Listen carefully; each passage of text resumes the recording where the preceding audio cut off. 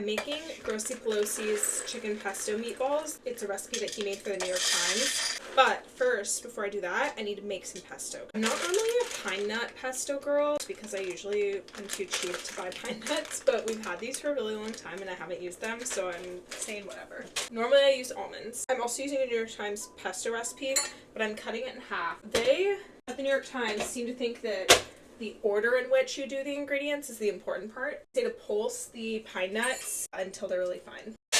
So now we add the olive oil, I believe. Let me double check. If you're doing the full recipe, it calls for 3/4 of a cup of olive oil. I'm gonna just do a quarter and then another half.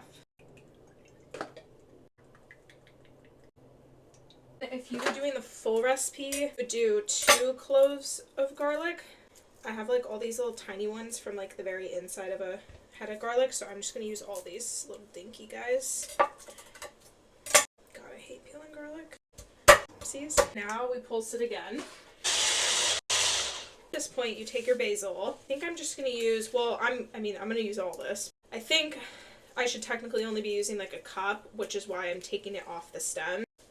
But I want roughly a cup of basil leaves. Did I already say it smells good? Because it smells really good. Very roughly chop the basil. I think that that's so that it doesn't get brown, because the more you handle it, like it's so delicate, it's already starting to get dark. So now you add this. Pulse it a few times.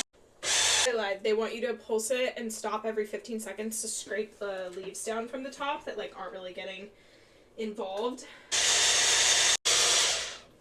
I'm gonna call that good. I don't really care if it's like chunkier than normal.